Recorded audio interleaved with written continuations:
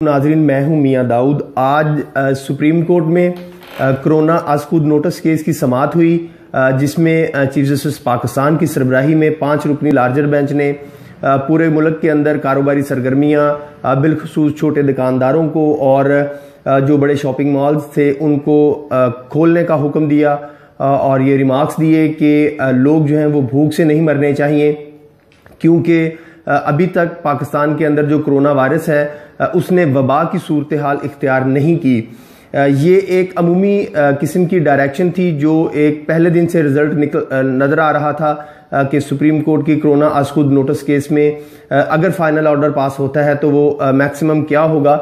ये final order जो है अभी सुप्रीम कोर्ट की तरफ से जारी किया गया है, जिसमें पूरे मुल्क के जो शॉपिंग मॉल्स हैं वो और छोटी दुकानें, छोटी मार्केट्स जो हैं वो खोलने का हुक्म दिया गया है। अभी ये आस्कूद नोटिस केस पेंडिंग है, लेकिन इसके अलावा आज की हेयरिंग के दौरान जो सबसे अहम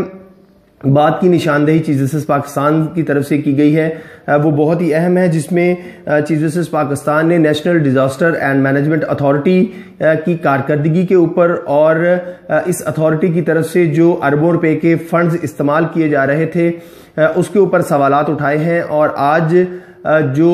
नेशनल डिजास्टर मैनेजमेंट अथॉरिटी की तरफ से रिपोर्ट जमा करवाई गई थी, उस रिपोर्ट को भी चीफ जस्टिस पाकिस्तान ने मुस्तरद करते हुए उसके ऊपर अदम इत्मीनान का इजहार किया है। मैं आपको इसकी कुछ तफसीलात बता देता हूं। एनडीएमए की तरफ से 123 सफ़ात के ऊपर रिपोर्ट जो है वो जमा करवाई गई और इस रिपोर्ट में ये बताया गया कि वज़ीर आज़म ने इस अदारे के लिए 25 अरब 30 करोड़ रुपए मुख्तस किए और वजारत सेहत की जानब से 50 अरब रुपए मुख्तस हुए, जो ताहल जारी नहीं हुए। इसके अलावा इस रिपोर्ट में एनडीएमए ने इस बात का एतराफ़ किया कि एशियन डेवलपमेंट बैंक की जानब से 8 अरब रुपए मिले हैं और चीनी हुकूमत की तरफ से 64 करोड़ रुपए की ग्रांट जो है वो मिली है। ताहम ये सारी अमदाद जो है वो सामान की सूरत में मिली है, नकद कैश की सूरत में नहीं मिली। इसके अलावा एनडीएमए ने इस बात का भी एतराफ़ किया कि जो ऑडिट है उसका ऑर्डर जो है वो भी अथॉरिटी कर चुकी है ऑडिटर जनरल ऑफ पाकिस्तान को कि वो एनडीएमए का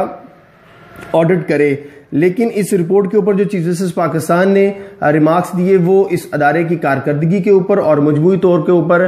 इमरान खान टोला जो जिस तरीके से कोरोना वायरस को हैंडल कर रहा था उसको एक्सपोज करने के लिए काफ़ी हैं। चीफ जस्टिस पाकिस्तान ने कहा कि अरबों रुपए की रकम जो है वो मास्क और छोटी अशिया के ऊपर खर्च की जा रही है और अब तक कोरोना वायरस के ऊपर अरबों रुपए खर्च हो चुके हैं। ये रकम कहाँ जा रही है, इस रकम का हिसाब जो है वो रखा जाना चाहिए। चीफ जस्टिस पाकिस्तान की तरफ से ये रिमार्क्स सबसे अहम है, क्योंकि जब से कोरोना वायरस देखने में आया है, इमरान खान टोले की क़यादत के अंदर पूरे पाकिस्तान में जो कोरोना वायरस की आड़ में लूटमार मचाई गई और जो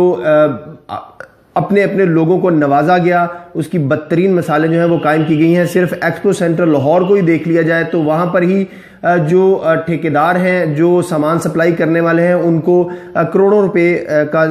जो है वो लूट मार की इजाज़त दी गई और इमरान खान टोले ने करोड़ों रुपए जो है वो कोरोना वायरस की आड़ में अपने मंजूर नज़र अफराद को नवाजा। इसके अलावा नुमाइंदा जो नेशनल डिजास्टर मैनेजमेंट अथॉरिटी के रिप्रेजेंटेटिव अदालत में पेश हुए थे, उन्होंने बताया कि अभी तक उनके लिए 25 अरब रुपए की रकम जो है वो मुख्तस हुई थी, लेकिन वो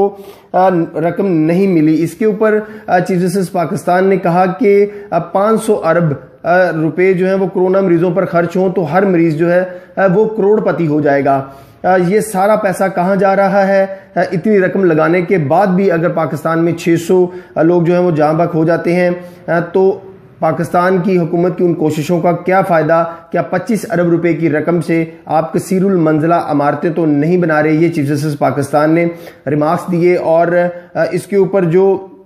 चीफ जस्टिस पाकिस्तान ने इस रिपोर्ट में जो सबसे अहम नुक्ता उठाया वो नेशनल डिजास्टर मैनेजमेंट अथॉरिटी अदालत को आज एक चकमा देने की कोशिश कर रही थी, क्योंकि चीफ जस्टिस पाकिस्तान ने भी इस बात की निशानदेही की रिपोर्ट में जो पैसे रिसीव किए गए, इमदाद ली गई, उसके अखराजात तो मौजूद थे, लेकिन इस 100 से ज़ायद सफ़ात पर मुश्तमिल इस रिपोर्ट के अंदर वो तफसीलात मौजूद नहीं थी कि ये अरबों रुपए खर्च कहाँ पर किए गए हैं।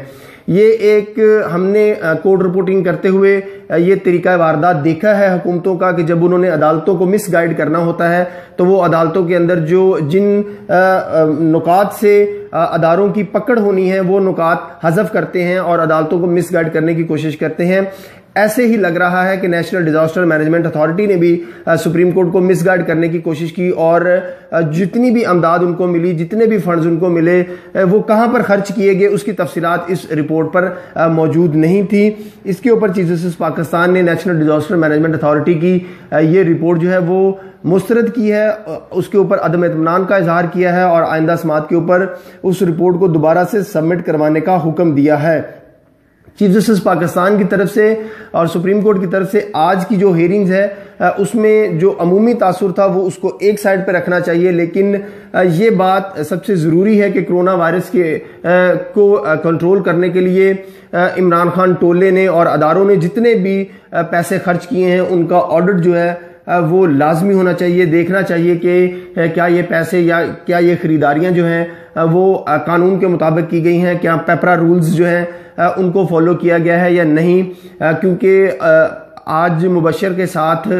एक इंटरव्यू में जनरल अफजल जो हैं, जो नेशनल डिजास्टर मैनेजमेंट अथॉरिटी के सरबराह हैं, उस प्रोग्राम में जनरल अफजल जो हैं वो इस बात का एतराफ़ कर चुके हैं कि नेशनल जो कोरोना वायरस की अमदाद के लिए चीज़ें खरीदी गई थी, उसको कंट्रोल करने के लिए खरीदारी की गई थी या चीन से जो चीज़ें मंगवाई गई हैं उनमें किसी किस्म का टेंडर जो है वो नहीं हुआ, बल्कि आर्मी चीफ जनरल बाजवा साहब की ज़ाती कोशिशों की वजह से चीन से वो सामान जो और ग्रांट्स जो हैं वो आई थी। लेकिन